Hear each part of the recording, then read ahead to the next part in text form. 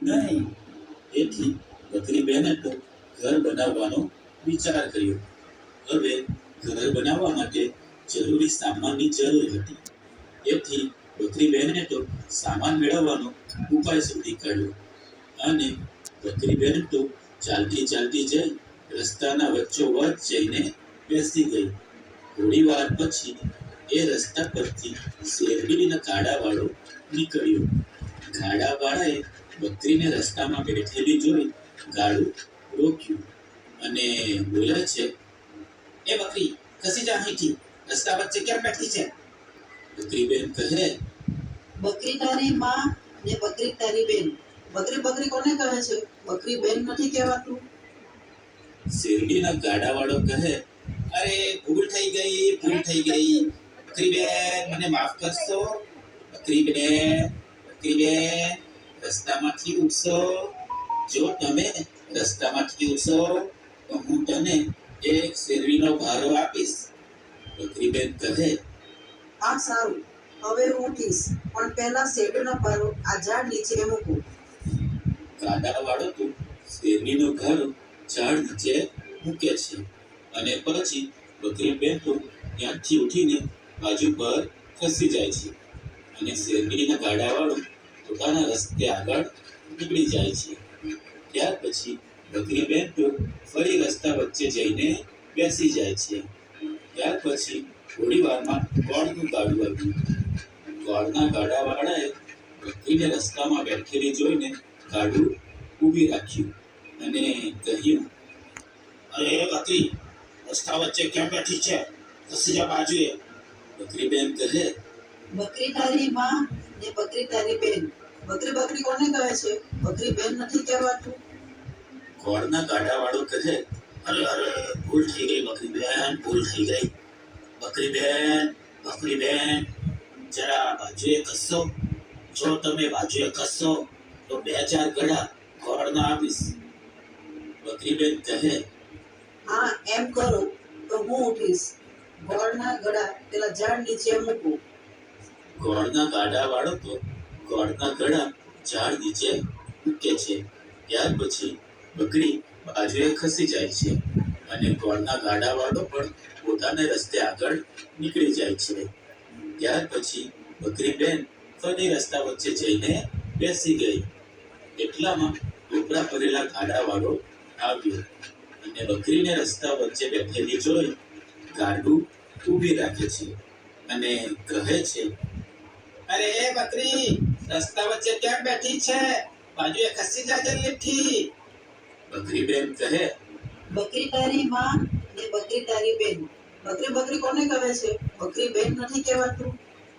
કોપરાના ગાડાવાળો કહે, અરે ભૂલ થઈ ગઈ બકરી બેન, ભૂલ થઈ ગઈ. બકરી બેન જરા રસ્તા વચ્ચેથી ખસી જાઓ. આ લો, હું તમને 2 ટોપલા ટોપરાના આપું છું. બકરી બેન કહે, હા સારું, હવે હું ઉઠું છું. આ ટોપરાના ટોપલા આ ઝાડ નીચે મૂકું. ગાડાવાળો ટોપરાના ટોપલા ઝાડ નીચે મૂકે છે. ત્યાર પછી બકરી બેન રસ્તા વચ્ચેથી ખસી જાય છે અને પછી ટોપરાના ગાડાવાળો પણ પોતાને રસ્તે આગળ નીકળી જાય છે.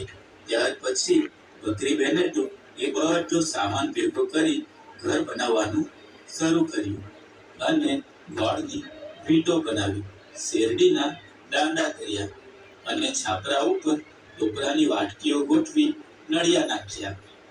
ઘર આખું બની ગયા પછી બકરી બેન તો બચ્ચા પાસે જાય છે અને કહે છે, ગોર કેરી પીતલડી ને શેરડી કેરા દાંડા, ટોપરીએ ઘર છાયા બચ્ચા ચાલો એમાં રહીએ. બચ્ચા તો મારી વાત સાંભળીને ખુશ થઈ ગયા અને બોલ્યા, ગોળ કેરી પીતલડી ને શેરડી કેરા દાંડા, ટોપરીએ ઘર છાયા માં ચાલો એમાં રહીએ. અને પછી બકરી બેન અને એના 2 બચ્ચાઓ એ ઘરમાં રહેવા જાય છે. રાત પડતા બચ્ચાઓ અને બકરી બેન નિરાંતે ઊંઘી જાય છે.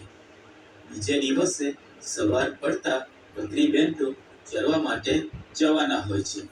એથી બચ્ચાને સમજાવતા કહે છે, બચ્ચાઓ, હું ચરવા માટે બહાર જાઉં છું. થોડી વારમાં આવી જઈશ. તમે બારણાની કડી અંદરથી મારી દેજો અને કોઈ પણ આવીને બારણું ઊંઘાડવા કહે તો ઊંઘાડશો નહીં. હું આવીને કહું તો જ બારણું ઊંઘાડજો.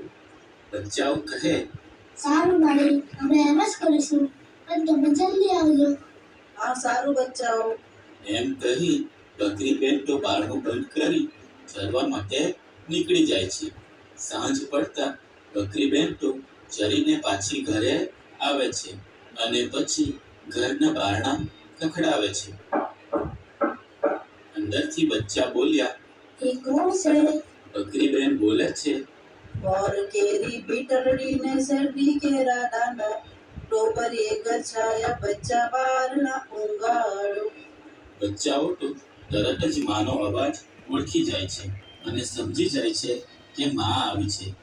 એટલે તરત જ બચ્ચાઓએ તો બારણું ઊંઘાડ્યું અને પછી બચ્ચાઓ તો તરત જ માને પેટી પડે છે અને બકરીબેન બચ્ચાઓને વાલ કરવા લાગે છે.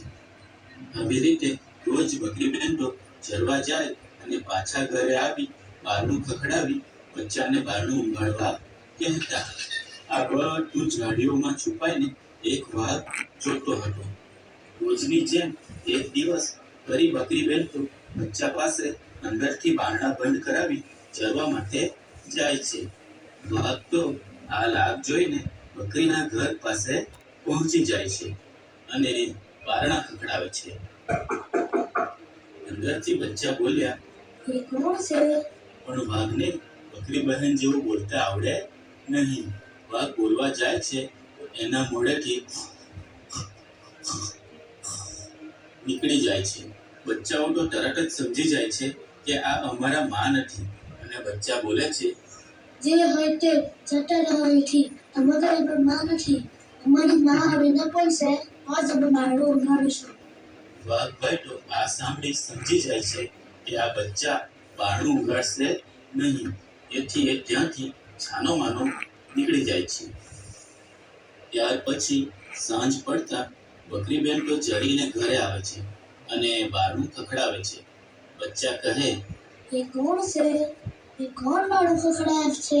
બકરીબેન કહે, બોર કેરી બીટરડી ને શેરડી કેરા દાંડા ટોપરીએ ગછાયા બચ્ચા બારના ઊંઘાડો.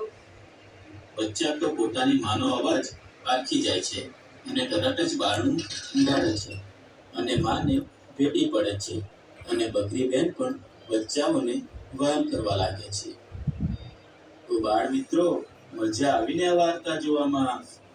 બાળ મિત્રો, આ વાર્તા દ્વારા આપણે એ શીખવાનું છે કે જેમ બકરીના બચ્ચાઓએ પોતાની માની સલાહ સૂચન માની અને ચતુરાઈથી વાઘ આવ્યો છતાં બારણું ઊંઘાડ્યું નહીં.